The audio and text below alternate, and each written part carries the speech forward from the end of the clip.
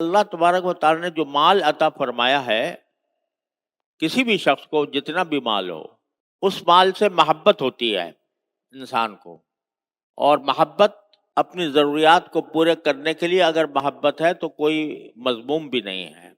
لیکن قرآن کریم یہ فرماتا ہے کہ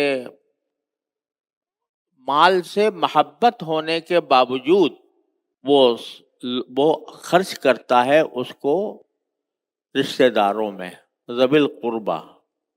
ذوی القربہ کے معنی رشتہ دار، جس کے معنی یہ کہ اس مال کو صرف اپنے ہی فائدے کے لیے استعمال نہیں کرتا بلکہ دوسروں کے فائدے کے لیے بھی استعمال کرتا ہے۔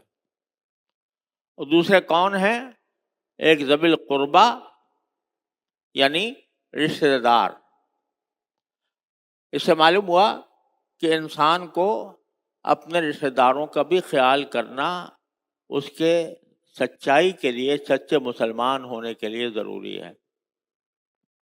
آپ دیکھتے ہیں کہ آپ کے رشتہ داروں میں کوئی شخص ہے کہ جو ضرورت مند ہے تو اس کے لیے اپنا مال صرف کرنا، مال خرچ کرنا، اس کو مال دے دینا، یہ وہ صفت ہے جس کو قرآن کریم بیان فرما رہا ہے کہ یہ نیکی کی بڑی اعلیٰ درجے کی صفت ہے کہ رشتہ داروں کو مال دیا جائے۔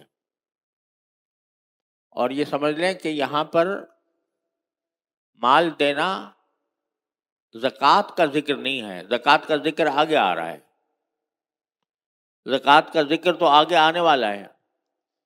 اس سے پہلے ذکر ہے کہ مال انسان دے، باوجود ہے کہ انسان کے دل میں مال کی محبت ہوتی ہے، لیکن اس محبت کا تقاضا تو یہ ہوتا ہے کہ آدمی اپنے پاس رکھے جوڑ جوڑ کر، لیکن اس محبت کے باوجود وہ مال دیتا ہے ذوی القربہ کو یعنی رشتہ داروں کو، اور بالیتامہ یتیموں کو، اور مساکین کو۔ مساکین وہ لوگ جن کے پاس مال نہیں ہے ان کو دیتا ہے۔